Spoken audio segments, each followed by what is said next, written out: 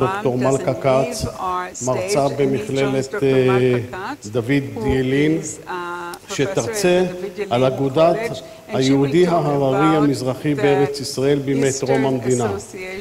דוקטור קץ עוסקת במחקריה במזרחיים ואשכנזים בתנועה הציונית בכלל ובתנועה הציונית הדתית בפרט.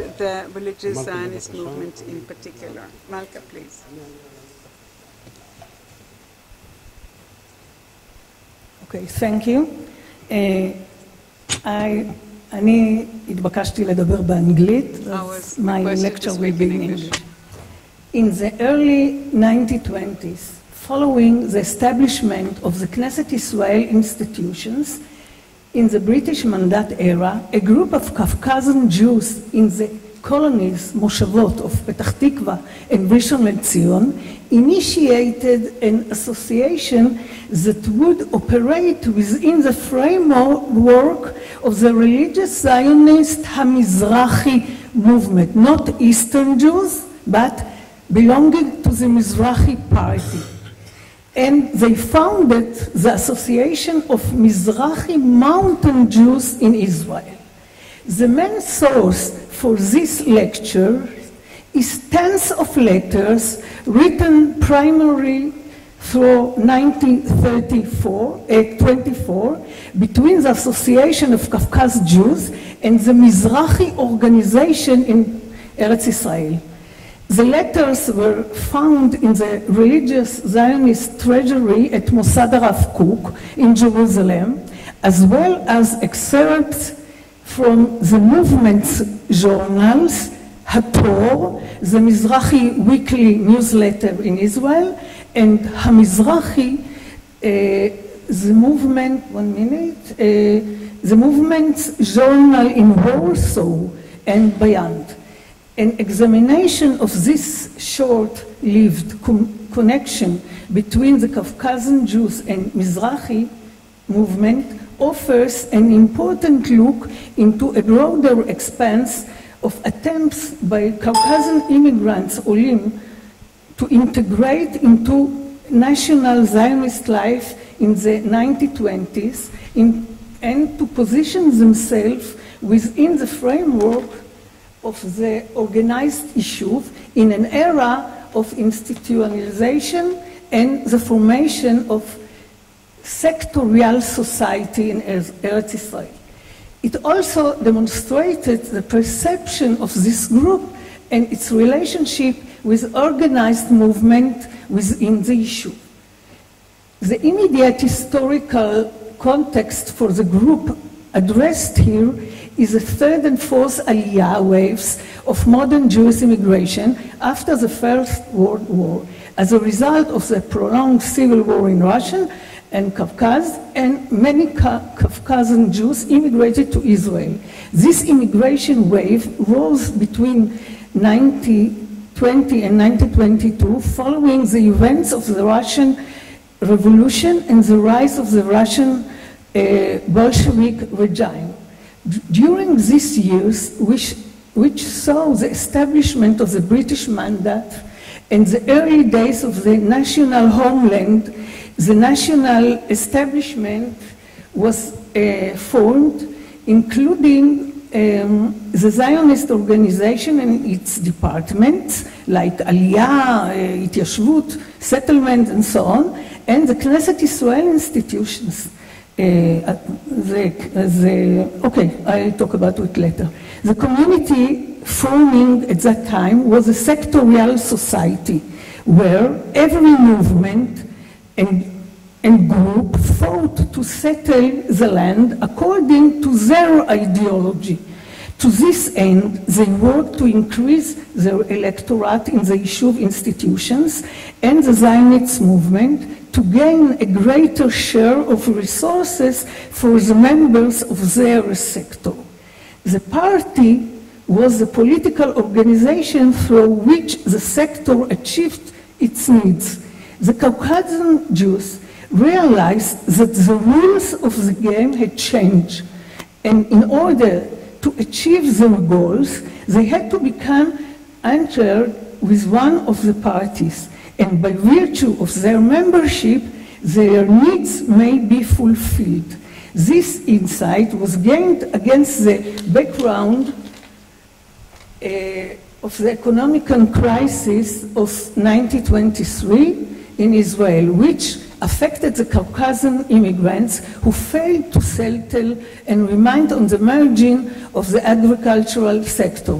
They were forced to work as wage earners in agriculture or day jobs in Tel Aviv and Petah Tikva. One example of the change experienced by the community is expressed in the following request that I will read, sent to the Mizrahi movement upon the joining, which will be elaborated below. One of the people who writes the letter said, I have been in Israel land for 15 years, and I have always lived in excellent conditions and have never needed a union to help me. According to Altshuler, from 1922 to 1926, unions of Caucasian Jews were formed in Israel for the purpose of creating cooperation with the departments of the Zionist organization and parties in the issue in order to receive national lands for settlement and certificates from the quota approved by the British government to bring their families and community members from the Caucasus. One of these attempts is the establishment of the Association of Mizrahi Movement Jews in Israel. No, leave it here. In the issue. Okay, 1 minute. The Mizrahi, and I wrote about it according the documents I described earlier. The Mizrahi Party was associated with the Zionist and issue movement and was part of the Zionist establishment. The Mizrahi movement focused on establishing a national religious educational system and religious institutions and services, but also on settlement and immigration.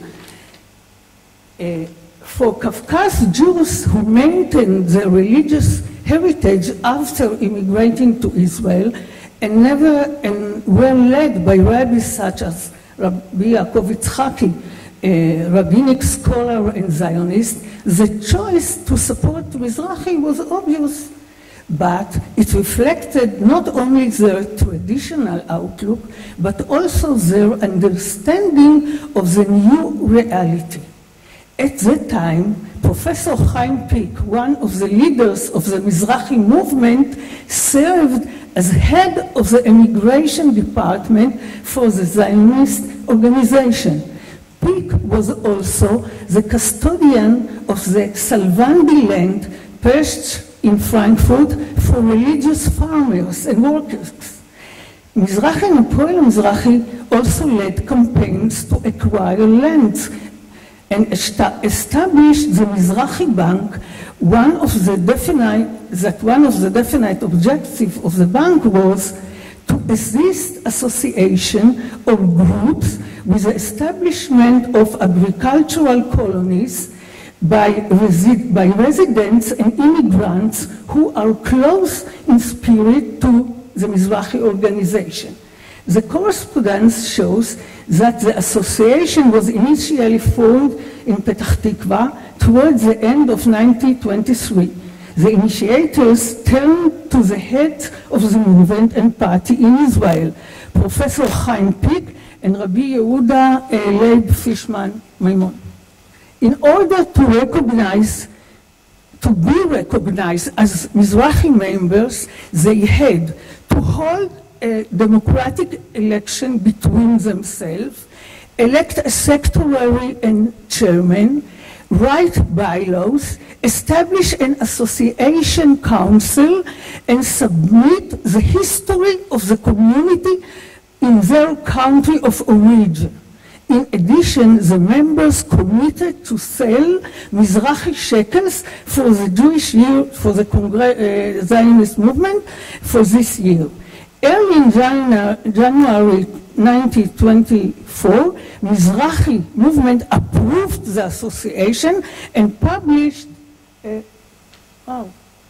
okay, never mind. You see, you can go, no, before, what's that? What happened to it?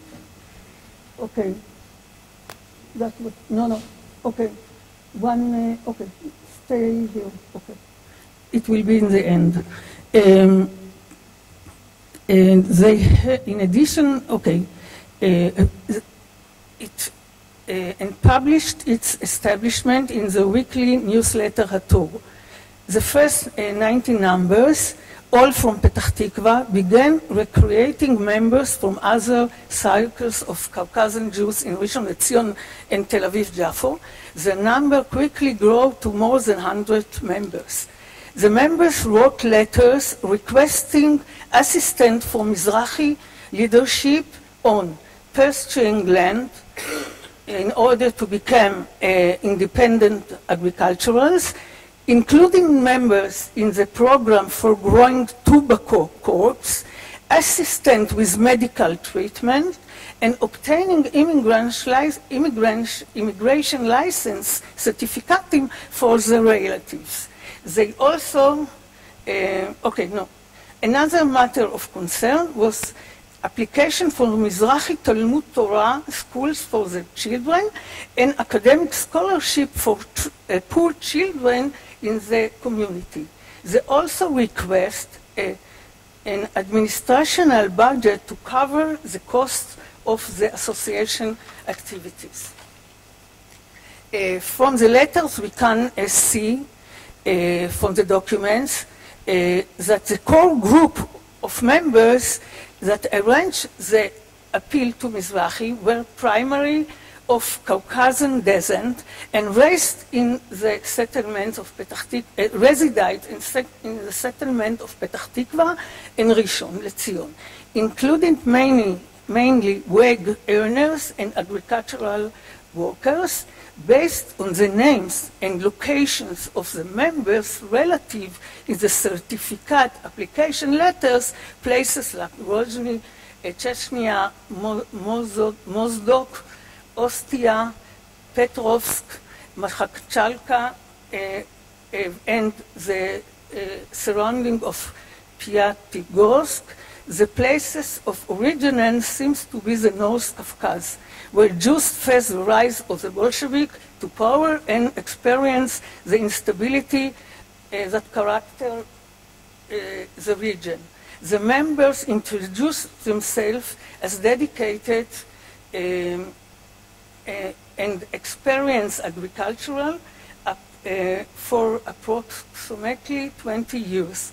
And others may have been involved in various forms of agricultural in the broader sense back in the Caucasus and became craftsmen, shoemakers, and tailors, but aspired to replace these occupations with agricultural out of identity with the Caucasus, cause of settling and protecting, being shomer of the land. I try to, in this, the members emphasized their connection between tradition and the preservation of religion and a national perception. They define themselves as followers of the laws of Moshe and guardians of the faith. The value of family cohesion and responsibility is evident in the documents. The members are in touch with their families in the Caucasus. The Aliyah applicants are not only for the purpose of growing the settlement, but also for the sake of maintaining group identity and family cohesion. The relationship with the Mizrahi seems to have ended by the end of that year due to the organization's inability to help or perhaps the fact that the community was considered low priority for assistance. The Mizrahi doesn't include the association in the struggle for plots of land, and they were not candidates for settlement. For example, in Kfar Chitim, who was settled in this same year, which was allocated to veterans of the movement and members of the young Poel HaMizrahi. In conclusion, the